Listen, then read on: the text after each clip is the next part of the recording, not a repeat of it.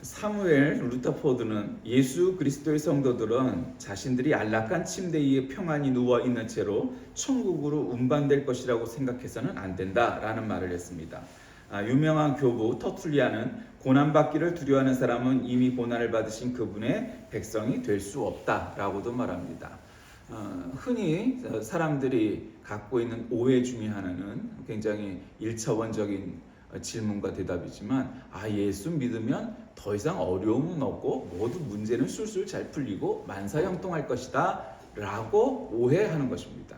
그렇지 않습니다. 믿지 않는 사람들이 갖고 있는 어려움에 오히려 믿음으로 인해서 겪게 되는 어려움도 있습니다. 그럼에도 불구하고 우리가 신앙을 갖고 하나님을 아버지라 부르고 예수를 구세주라 부르며 살아가고 있는 까닭은 바로 그것이 진리이고 그것이 우리에게 영생을 주는 구원이라는 확신과 믿음 때문입니다. 살다 보면 우리 인생에 도움이 되는 사람도 있고 늘 우리에게 걸림돌이 되는 사람도 있습니다. 오늘 말씀의 제목을 반석과 걸림돌이라고 정한 이유가 그것입니다. 오늘 이 본문에 18절에 되면 다양한 해석이 나오죠. 로마 가톨릭 교회에서는 이 구절을 근거로 해서 사도 베드로가 초대 교황이다 이렇게 표현을 합니다. 그래서 내 믿음이 참 복된 것이고 그래서 너에게 천국 열쇠를 준다. 그러니까 베드로가 초대 교황이다. 이런 근거를 갖게 합니다. 로마 가톨릭 교회와 우리 프로테스탄트 교회의 차이점은 논리적으로 좀 다릅니다. 그러니까 신학을 공부하다 보면 이제 어떤 사람들은 굉장히 극단적인 보수주의자들은 천주교, 로마 가톨릭 교회는 구원이 없다 이렇게 표현하는 사람들이 있지만 그렇게 말하는 것은 신학적으로 타당성은 떨어집니다.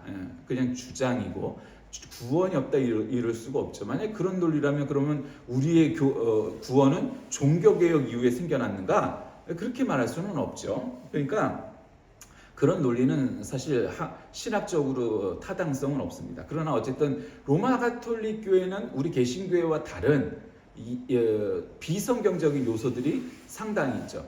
그러니까 우리는 성경이 모든 최종 권위입니다. 근데 로마 가톨릭 교회는 뭐가 권위냐? 성경과 성전. 성전이라는 것은 예배당을 말하는 게 아니고 거룩한 전승, 전통이란 얘기죠. 그것이 성경과 더불어 동등합니다. 그런데 이제 그거는 이제 그 표현이고 수사이고 사실상 로마 가톨릭 교회가 프로테스탄트 처치와 뭐가 다르냐? 우리는 성경이 모든 말씀이 최종 권위입니다. 그래서 지난 시간에도 킹 제임스 버전 성경을 가지고 갖는 논란에 대해서 잠깐 말씀을 드렸지만 그러니까 우리는 성경이 그래서 중요해요. 그러니까 어떤 엽본이냐 하는데 집착하는 일부 사람들도 결국 이제 성경이 정확해야 된다. 원전에 가까워야 되고 좋은 표현, 정확한 표현을 해야 되고 좋은 번역해야 된다. 이런 집착에서 오는 오류라고 말씀을 드렸습니다. 그러니까 성경은 물론 거기도 좋은 번역과 나쁜 번역이 있을 수 있겠지만 대체적으로 하나님의 말씀, 진리를 전하는데 그렇게 문제가 되진 않는다.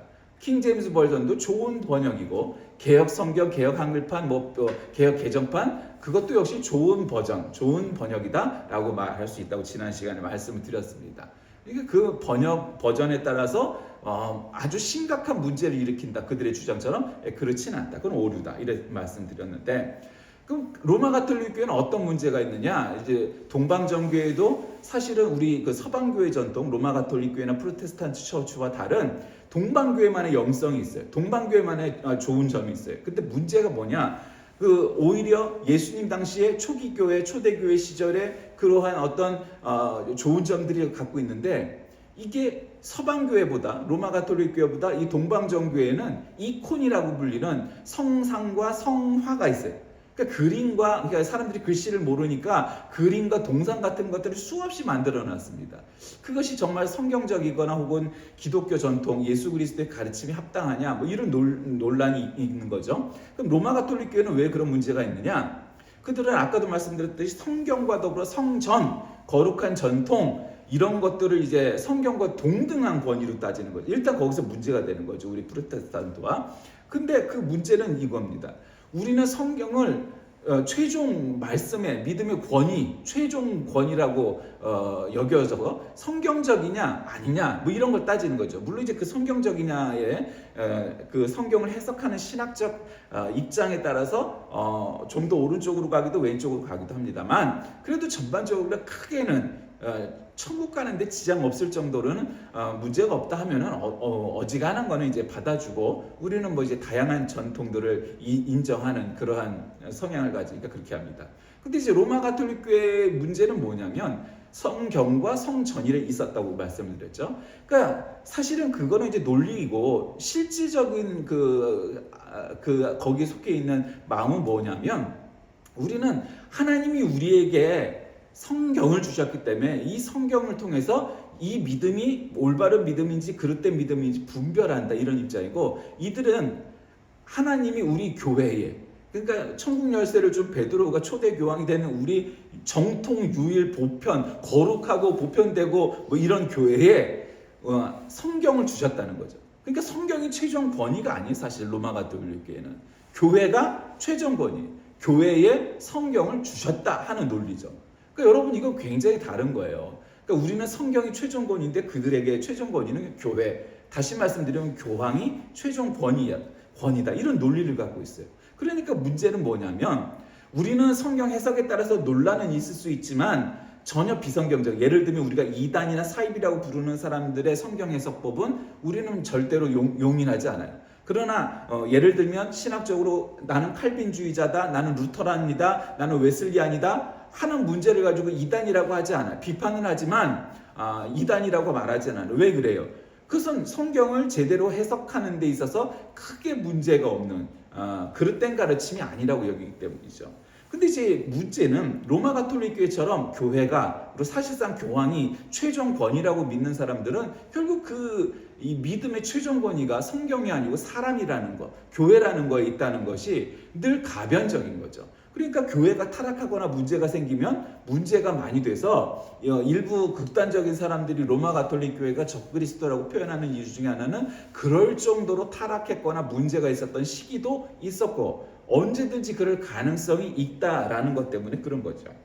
어쨌든 오늘 이제 본문 말씀에서 예수께서 빌립보 가이사랴 지방에 이르러서 제자들에게 물어보시죠. 인자를 누구로 하느냐?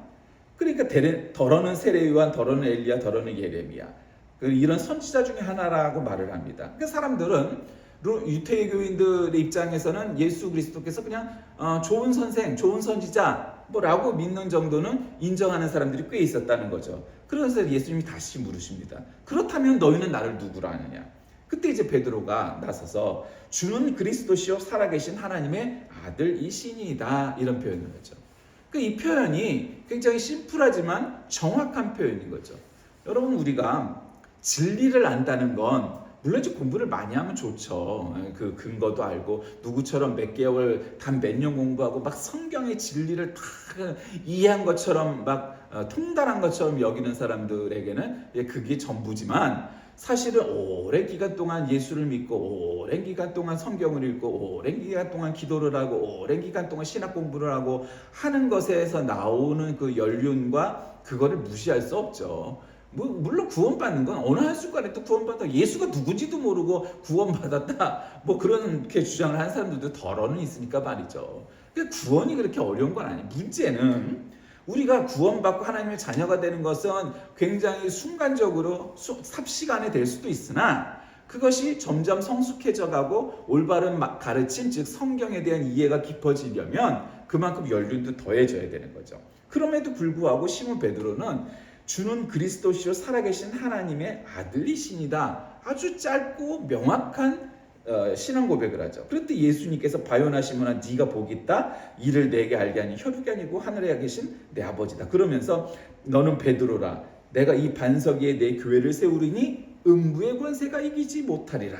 내가 천국 열쇠를 네게 주리니 내가 땅에서 무엇이든지 베면 하늘에서도 매일 것이요 내가 땅에서 무엇이든지 풀면 하늘에서 풀리리라. 이 대목이 나오는 거죠. 내가 이 반석 위에 교회를 세우리라. 그러니까 이 반석이 뭐냐? 여러분, 베드로라는 말의 이름이 뭐예요? 페트라, 페트로스, 페트로, 여러 가지 남성형, 여성형 여러 명사가 있는데, 어쨌든 여기서 말하는 이 반석이라는 말은 베드로의 바로 베드로라는 영어 이름이 뭐예요? 원래 이 페트라가 헬라어고 피터라고 영어로 말하죠. 이게 반석이라는 뜻이에요. 그러니까 여기에서 이 로마 교황청에서는 이것이 초대 교황이고 그 믿음 위에 천국 열쇠를 줬으니 우리 로마 가톨릭 교회만 그런 구원의 열쇠를, 천국의 열쇠를 가진 유일하고 보편적인 교회다, 이렇게 주장을 하는 거죠. 근데 그거는 이제 카톨릭의 입장이고, 우리 그런 개신교회의 입장은 뭐냐? 너는 베드로라, 내가 이 반석에 교회를 세우리니 해서 베드로가 헬라어 원문에는 페트로스 돼 있습니다. 반석이라는 뜻의 페트라와는 의미에 있어서 조금 어비가 다르죠. 그러니까 페트라는 반석을 뜻하는 데 비해서 전자 베드로의 페트로스는 그 반석의 일부분으로 돌을 의미한다, 이렇게 표현을 합니다. 그리고 원래 지금 이 본문에 나와 있는 이 반석은 여성형 명사로 쓰여져 있어요. 여러분, 헬라어는 그때 당시에 이 지중해 연안에 지금의 영어와 같은 가장 보편적인 통용어인데, 헬라어를 공부하다 보면 저는 뭐 헬라어에 대한 깊이는 없지만 왜 헬라어로 쓰여졌는가를 이해할 수 있게 돼요. 그 깊이가 없어도 헬라어로 한 문장을 이렇게 해석하다 보면 그것을 이래서 헬라어로 하나님께서 쓰도록 인도하셨구나라는 생각이 드는 게, 헬라어는요 성수격 이제 생각이 안 나네. 성수격 해갖고 6가지의 의미가 내포되어 있는 거예요. 그러니까 이제 공부를 하려면 좀 어렵죠. 그 여러 가지 그 의미들을 갖다 깨달아야 돼. 그 한 단어가 성도 있고 수도 있고 격도 있고 이렇게 다양한 6가지 이상의 의미가 내포되어 있으니까요. 단어 자체. 그리고 그것에 함축한 행간에 또 뭐를 읽어야 되고 이래. 그러니까 어쨌든 내가 이 반석 위에 교회를 세우리니, 이 반석은 여성형 명사예요. 그러니까 이걸 베드로라고 말하는 것은 옳지 않다는 거죠. 그 베드로가 이 베드로가 아니라는 거죠. 베드로는 남성이니까 당연히 베드로는 남성형 명사로 쓰였어야 되는데 이건 여성형 명사라는 거예요. 그러니까 한글로 읽으면 이거 언급 안 해도 몰라. 언급 안 하면 몰라. 그러나 이걸 헬라어로 읽으면 어떻게 되겠어?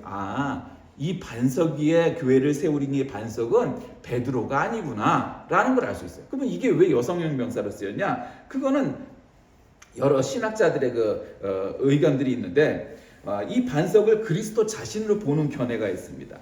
그리고 이게 어거스틴이라 루터라는 거죠. 그러니까 이 반석은 예수 그리스도라는 거죠. 두 번째로는 베드로의 인격을 보고 말하는 거다. 이게 이제 로마 교회의 뜻이죠. 셋째로 이건 베드로 자신이 아니라 그의 신앙 고백이다. 그러니까 이 칼바르트라든가 칼빈이라든가 암브로스라든가 제롬이라든가 이렇게 하는 거죠. 그러니까 너의 이름은 페트로스다. 네가 고백한 진리는 페트라다, 반석이다. 내가 그 페트라 위에 내 교회를 세우리라. 그러니까 어쨌든 이 페트로스와 이 페트라는 이미 성이 달라요. 그러니까 로마 교회의 고백은 헬라어만 알고 있으면 그 뜻의 옳지 않다는 걸 알 수 있죠. 칼바르트의 표현대로 이 마태가 페트로스라는 헬라어가 아니라 리소스라는 다른 돌이라는 뜻의 헬라어인데 그것을 사용했을 거라는 거죠. 그러니까 바르트의 그 의견대로 이 베트로스는 남성 명사고 페트라는 여성 명사니까 이 양자는 다른 것을 지칭하기 때문에 일부러 그렇게 다른 단어를 썼다라고 결정을 내려야 하는 것이 마땅하다는 거죠. 다만 그의 고백은 정말로 훌륭하고 정확하고 심플하지만 아주 참된 고백이었죠. 그러니까 그 고백은 정말로 훌륭한 것이고, 베드로가 사실 배움이 짧은 제자인 것을 우리가 그의 히스토리를 통해서 잘 알지만 그럼에도 불구하고 이런 고백을 했다는 것은 굉장히 중요한 겁니다.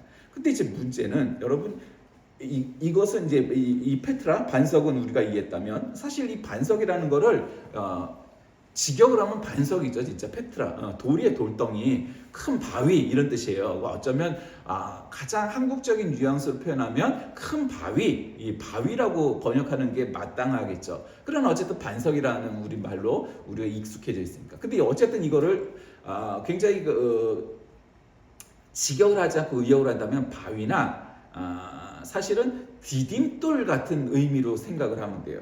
근데 이제 23절 그게 왜 더 이렇게 대비가 되냐면 23절에 가면 예수님께서 베드로를 붙잡고서 내가 죽임을 당하고 제3일에 살아날 것이다. 그러니까 제자들에게 비로소 나타날 거다. 그러니까 예수님을 붙잡고 베드로가 주여 그리 마옵소서 이 일이 결코 주에게 미치지 아니하리다. 이게 지금 하여튼 베드로는 성격이 급해갖고 제일 먼저 배신하는 것도 베드로인데 이런 거 할 때도 내가 그 일을 안 당하게 내가 예수님 앞에서 제일 먼저 막을게 이럽니다. 근데 예수님께서 좀 의외의 반응을 보이시죠. 사탄아 내 뒤로 물러가라. 너는 나를 넘어지게 하는 자로다. 내가 하나님의 일을 생각하지 아니하고 도리어 사람의 일을 생각하는도다 하시고 이럽니다. 그러니까 왜 하나님의 일을 생각하지 않고 사람의 일을 생각한다고 그래요? 여러분 인간적인 생각은 다 있죠. 인간적으로 생각하면 예수님이 지금 예수님 잘 나가셔갖고 이스라엘의 왕으로 등극하시고 세계를 정복하고 그래서 우리는 정말 이 다스리는 이 정부에 그런 영의정, 좌의정, 우의정 이런 것 좀 해야 되겠다 이런 야망도 있고 야망까지는 아니라도 순수하게 예수님 오래오래 사셔야 우리도 참 이 형통하는 곳에서 예수님께서 우리가 제일 먼저 선택한 12사도 12제자가 돼서 우리도 대우를 받을 텐데 예수님 돌아가신다는 게 무슨 말씀이에요? 말도 안 되는 소리 하지 마세요. 하나님인데 죽지도 않고 영원히 살아야죠. 이게 이제 인간적인 생각인 거죠. 이게 인간의 일이에요. 그런 느낌이. 근데 하나님의 일은 뭐예요? 예수님이 이 땅에 왜 오셨죠? 이 땅에 오셔서 인간의 죄를 대신하여 십자가에 달리시고 돌아가시고 그리고 이제 3일 만에 부활하시려고 온 거예요. 그러니까 그게 하나님의 일이에요. 다시 말씀드리면 다른 사람들의 죄를 대속하여 우리를 대신하여 죽으시고 부활하시고 승천하시기 위해서 이 땅에 오셨는데 그게 예수님이 오신 첫 번째 가는 목적이에요. 근데 그걸 하지 말라는 건 사람의 생각이고 사람의 일이지 하나님의 생각과 뜻과 하나님의 일은 아니다 이 말. 그때 너는 나를 넘어지게 하는 자로다. 넘어지게 하는 이라는 말이 나와. 이걸 헬라어로 말하면은 이것도 역시 의역을 하면 무슨 뜻이냐면 걸림돌이다. 그러니까 아까 반석이 디딤돌 혹은 바위 이런 의미라면 넘어지게 하는 이 베드로의 고백은 걸림돌이라는 뜻이에요. 자 여러분 이래서 카톨릭의 주장이 타당성을 잃게 한다는 것을 우리는 더 명확하게 할 수 있어요. 이거는 그냥 신앙이 없어도 이 문학을 좀 알고 한다면 전반부에는 베드로가 칭찬을 받아요. 아주 그냥 정답!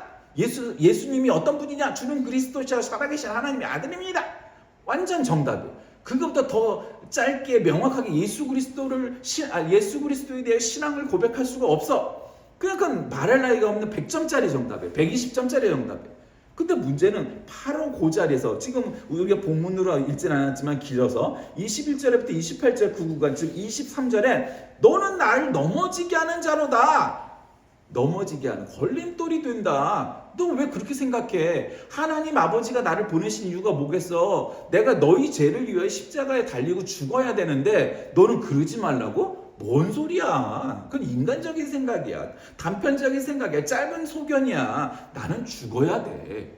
여러분 세상에 어떤 사람이 난 죽어야 돼. 난 죽어야지. 난 자살할 거야. 만약에 그런다고 그러면 뭔 소리야? 그 말도 안 되죠. 그런 인간적인 생각을 한 거예요. 물론 베드로가 인간적인 생각이지 뭐 그릇되다까지는 아니지만 인간적으로는 이해가 되죠. 그게 야망이 됐든 인간적인 휴머니티가 됐든 이해가 돼요. 그러나 예수님께서 왜 그를 나무라시고 너는 나를 넘어지게 하는 자로다 얘기한 거예요. 야, 하나님이 나를 십자가에 달려서 죽으라고 보내셨는데 사명을 주셨는데 넌 나보고 죽지 말라고? 그럼 넌 하나님하고 대적할 거냐 이 말이죠. 말이 안 된다는 거예요. 말이 안 되는 거예요. 그게 넘어지게 하는 자로다. 그러니까 베드로가 초반에는 이 전반부에는 이 9장에서 16장 전반부에서는 너는 베드로야. 반석이야. 디딤돌이야. 큰 바위야. 그렇게 칭찬을 해주셨어요. 근데 곧바로 21절부터 28절까지는 뭐가 나? 너는 나를 넘어지게 하는 자야. 걸림돌이야. 방해꾼이야. 넌 나를 막는 자야. 적대시하는 자야. 너는 틀린 거야. 곧바로 그렇게 설명을 해요. 아니 그렇게 초대교황이 되고 정말로 베드로의 모든 것들이 정말 교회 수익권이 있고 그들의 표현대로 그렇다면 이런 대목이 곧바로 나오겠어요? 이거는 예수님의 뜻도 마태의 의도도 아니죠. 그럼 뭐겠어요? 이게 사람이에요. 정말로 예수님께서 칭찬할 만한 정답 중에 정답으로 예수 그리스도를 고백했는데 바로 뒤돌아서는 너는 나를 넘어지게 하는 자로다. 이런 평가를 곧바로 받는 것이 그게 인간이에요. 그게 인간이에요. 그 베드로는 교황이고 무슨 교회 반석이고 이게 아니라 교회의 반석과 같은 신앙 고백을 하는 정답을 말한 베드로가 곧바로 다음 한다는 소리가 예수님한테 책망을 받는, 야단 맞는, 꾸짖음을 듣는, 나를 넘어지게 하는 자, 걸림돌이 되어버린 거예요. 우리 모두가, 베드로도 그럴진데 어느 누가 목사, 장로, 권사가 뭐 30년 50년 모태가 그런 거 아무 관계도 없이 어떤 날은 정말로 이 베드로의 고백처럼 칭찬받을 만한 바르고 옳은 말과 생각과 행동을 하면서 살아갈 수 있지만 곧바로 뒤돌아서서는 이런 걸림돌이 되어버릴 수도 있는 것이 인간의 존재고 약함이고 한계라는 거죠. 베드로도 그런 거예요. 그러니까 베드로가 초대교황이 되고 베드로가 우리 신앙의 반석이 된다는 의미라는 것은 이 컨텍스트상 말이 안 되는 거죠. 그는 정말로 예수님께 100점 정답을 말한 신앙 고백을 했지만 뒤돌아서서는 또 예수님께 책망을 받는, 너는 나를 넘어지게 하는 자로다. 왜 그러셨겠어요? 이게 인간이에요. 어떤 날은 정말 성자 같은 그런 모습으로 있는 것이 인간인데 어떤 날은 이거 뭐지, 이거 말도 안 되는 소리를 하고 말을 하고 행동을 하고 죄인의 모습을 띠고 죄의 구렁텅이에 빠져 있는 것 같고, 그게 인간이에요. 그러니까 베드로가 자체가 신앙의 고백이 된다는 건 말이 안 돼요. 최소한 그의 고백, 그리고 예수 그리스도께서 교회의 반석이 된다, 이렇게 디딤돌이 된다, 바위가 된다, 이렇게 해석하는 것이 더 마땅하다는 것이, 이 마태복음 16장 한 장을 이렇게 읽어보면 로마 가톨릭 교회의 입장이 옳지 않다. 그러면은 정말로 그들이 말하는 것처럼 초대 교황이 베드로니까 이렇게 말한다면, 그러니까 그를 초대 교황이라고 믿고 있으니까 그 다음번에 넘어지게 하는 자가 됐던 것처럼 로마 가톨릭 교회가 역사와 신앙의 걸림돌이 되는 때도 있었잖아요. 굉장히 오랫동안. 그러니까 그런 믿음은 옳지 않은 거예요. 그리고 우리가 어떤 사람의 주장은 사람의 주장인 거예요. 그러니까 성경을 바르게 해석하는 게 어떤 특정한 한 사람이, A라는 사람의 주장은 모든 게 다 옳고 이렇지 않아요. 그럴 수 없어요. 어떤 건 A라는 사람의 주장이 더 성경의 본뜻에 가까울 때도 있고, 어떤 때는 B라는 사람의 주장이 성경을 더 잘 이해하고 해석할 수도 있는 것이고, 그런 거지. 베드로가 옳고 교황은 틀리지 않고 항상 교황 무호다, 이렇게 말하는 것은 마땅하지가 않은 거죠. 틀린 거죠, 한마디로.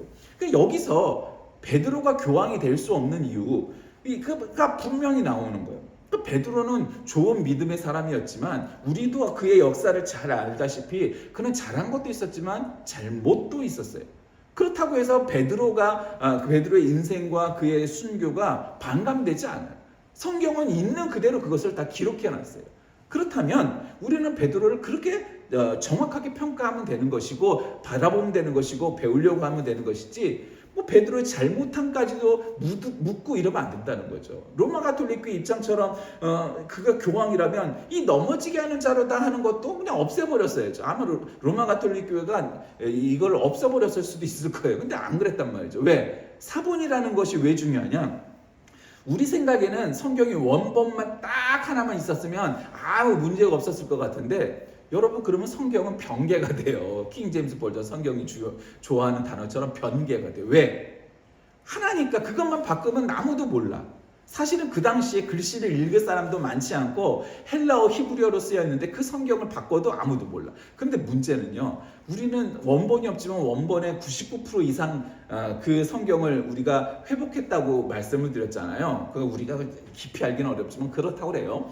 근데 문제는 사본이 수십 가지, 수백 가지, 수천 가지, 아주 일부는 수만 가지, 만 가지 이상 그런 버전들이 있단 말이에요. 옮겨 담은 그게, 예를 들면 마태복음이 1000가지가 되고 누가복음이 10,000가지가 되고 이런 식인 거예요. 근데 그렇게 사본이 여러 개 있으니까 어떤 장점이 있는 줄 아세요?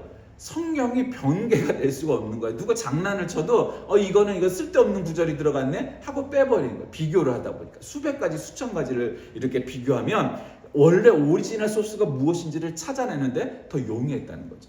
여러분 놀랍지 않습니까? 한 가지 원본 성경만 있었다면 오히려 그것이 변개될 가능성도 있었는데 오히려 여러 가지 사본이 있다 보니까 하나님의 원래의 성경의 본말이 무엇인지를 우리가 찾아냈는데 더 명확하게 그 성경을 원문을 회복했다는 거예요. 이게 하나님의 은혜예요. 사본이 여러 개가 있으니까 오히려 원전이 뭔지를 우리는 밝히 알 수가 있었던 거예요.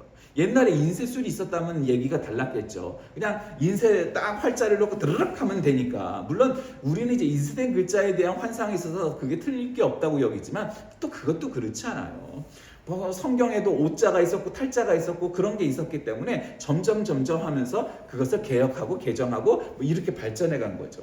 근데 로마 가톨릭교의 주장처럼 베드로가 초대 교황이 아닌 이유는 바로 이 성경에서도 드러나요. 그들이 교황 수위권이라고 주장하는 이 성경 구절이 교황 수위권을 딱 받았는데 돌아서자마자 나를 넘어지게 하는 자가 된 거예요. 그럼 이것도 역시 마찬가지로 그것과 더불어서 이거 떨어진 성경이 아니니까 붙어있는 성경 구절이니까 그것도 같이 해석을 해야 되는데 그거는 해석을 안 해버리죠. 그냥 덮어버린 거예요. 그건 아니라는 거죠. 자, 여러분, 오늘 저는 이 말씀의 본문을 중심으로 해서 반석과 걸림돌 이런 제목으로 드렸어요. 사실은 디딤돌과 걸림돌 이렇게 말할 수도 있고 뭐 그래요.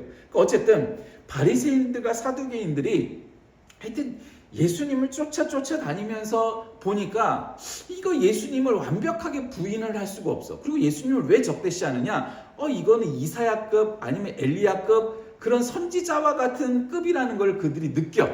그러니까 그러니까 최소한 하나님이란 걸 믿을 수는 없었지만 그 사람들 입장에서는 야 이게 위대한 선지자가 나타났다는 거는 이게 알 수가 있는 거야. 왜? 죽은 자도 살리고 앉은뱅이도 일으켜 세우고 태어날 때부터 시각장애인이었던 사람도 낫게 하고 뭐 기타 등등 그런 기적들을 갖다가 자꾸 버리시니까 위기감이 온 거죠. 위기감이 왔어요. 그러니까 바리새인들과 사두개인들은 여러 가지 그런 핍박을 줘요. 그럴 때 예수님께서 지금 그 와중에 베드로를 데리고 오늘 대화를 나눈 거죠. 야, 그렇게 사람들이 나를 누구라고 하디? 엘리야여, 예레미야여, 뭐 이렇게 선지자라고 그렇게 생각합니다. 그럼 너희는 나를 누구라고 생각하고 믿냐? 주는 그리스도시여. 그러니까 주는 그리스도가 뭐예요? 주님은 메시아예요. 우리를 구원할 구세주라는 거죠. 그리고 살아계신 하나님의 아들입니다.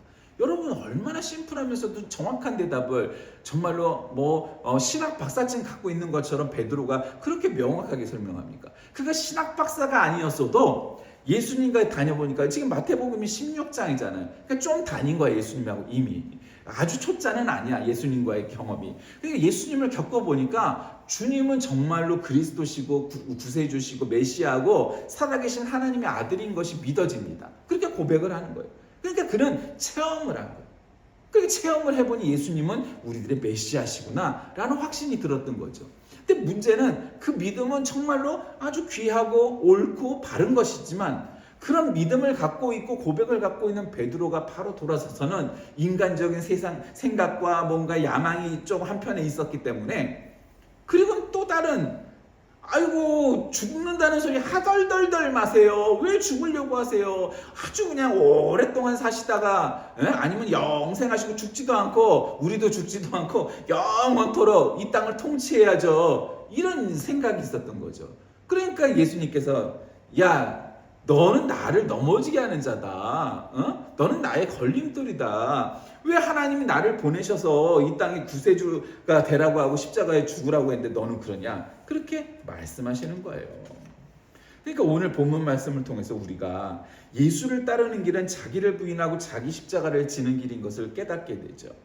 예수님 잘 나가고 좋은 것, 나에게 유리한 것만 취하는 것이 아니라 그렇지 않은 것도 말입니다. 기독교 신앙이란 사실은 고통과 고난이 전제되어 있고 거기에서 동요 없이 그것을 따르는 겁니다. 그런데 우리는 이미 결과를 알고 있지 않습니까? 고난은 있지만 예수 그리스도께서는 십자가 달려 돌아가시고 그리고 부활하셨어요. 그렇기 때문에 그 부활이 우리에게는 승리의 징표이고 우리는 예수님을 따르면 고난을 통하여 십자가에 달려 죽을지라도 부활할 것이라는 확신이 있는 거죠. 그게 믿음입니다. 그래서 우리는 지금 사도 베드로도 초반에는 참 멋있는 신앙 고백을 했지만 그 다음번에 또 예수님이 또 혼나는 것처럼 그렇게 인생을 살아갈지라도 결국 앞에 주는 그리스도시여 살아계신 하나님의 아들이십니다 라는 그런 신앙 고백을 늘 가지고 실수하지 않고 하나님의 일에 하나님의 뜻에 걸림돌이 되지 않고 살아간다면 하나님께 칭찬받아 마땅한 우리 모두가 될 것입니다. 우리 모두 이 산상변모주일 아침에 정말로 이 믿음 지켜 하나님께 칭찬받는 저와 여러분 다 되시길 주의 이름으로 간절히 기도하겠습니다. 살아계신 하나님, 오늘 베드로는 참으로 칭찬받을 만한 신앙 고백을 하여서 칭찬받았지만 곧바로 돌아서서는 또 예수님께 책망을 받습니다. 아마도 이것이 모든 인간들에게 놓여져 있는 우리의 현실이고 한계일 것입니다. 사도 베드로가 그와 같이 살아 마지막 순교할 때까지 그 믿음을 지켰던 우리도 그와 같이 잘 믿음 지키는 신자 되게 하여 주옵소서. 예수님의 이름으로 기도드립니다. 아멘.